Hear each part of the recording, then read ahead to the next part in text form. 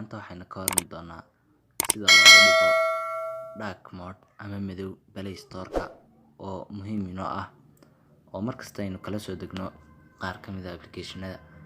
ugu horreyn Play Store-kaaga soo geli, intaa kadib xagga ayaa taabani hoos u socon setting oo si fiican loo wada garanaya taabani hoos u soo socon xagga theme ay ku taalo ayaa taabanaysaa dark ayadoo waka hadda uu madowyi application-nada doonaysa ayaad kala soo degaysaa.